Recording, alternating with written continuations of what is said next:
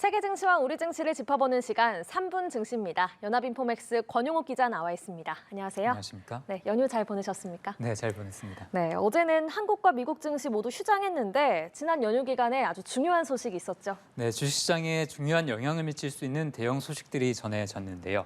먼저 조 바이든 미국 대통령과 케빈 메카시 하원 의장이 부채 한도 협상에서 최종적인 합의안을 도출했습니다. 이들은 연방정부의 부채 한도를 오는 2025년까지 상향 조정하는 내용의 법안을 공개했는데요.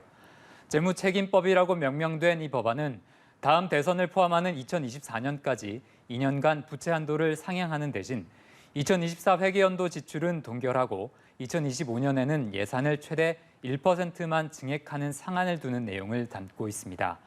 제닛 옐런 재무장관은 앞서 의회가 다음 달 5일까지 부채 한도를 상향하지 않을 경우 디폴트가 불가피할 것이라고 예고한 바 있는데요.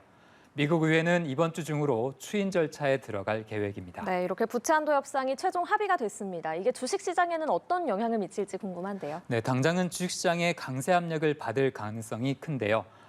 시장이 미국과 한국의 주식시장이 휴장하는 사이 어제 일본 주식시장은 거래가 됐습니다. 일본의 니케이 지수는 미국의 부채 한도 협상 합의 소식에 33년 만에 최고치 기록을 경신했습니다. 네. 장외 시장에서 거래되는 미국 지수 선물도 상승 압력을 받았는데요. 다만 중장기적인 시장 영향에 대해서는 관측이 다소 엇갈립니다. 이번 부채 한도 상향 합의를 통해 향후 2년간 정부 지출은 제한적인 수준에 머물 수밖에 없게 됐는데요.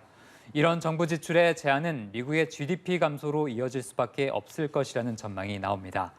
다만 다른 한편에서는 미국이 디폴트에 빠지며 경기 침체가 찾아오는 위험보다는 이번 결과가 크게 긍정적이라는 분석도 나오는데요.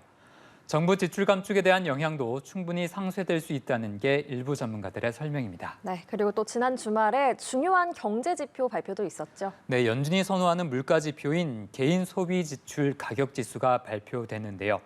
변동성이 큰 요인들을 제외한 4월 근원 PCE 지수는 전월 대비로는 0.4% 오르고 지난해 같은 기간보다는 4.7% 상승했습니다.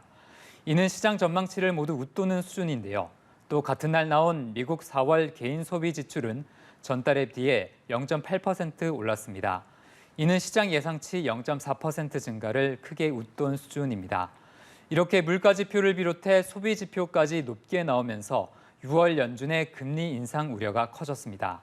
시장에서는 기준금리 동결보다 인상 가능성을 더욱더 크게 베팅하기 시작했는데요.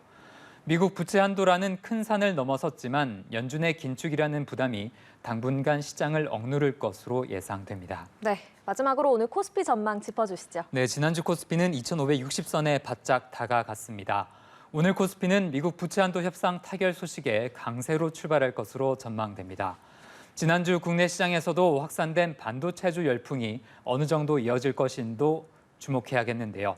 다만 미국 연준의 추가 긴축 가능성은 시장에 부담이 될 수 있습니다.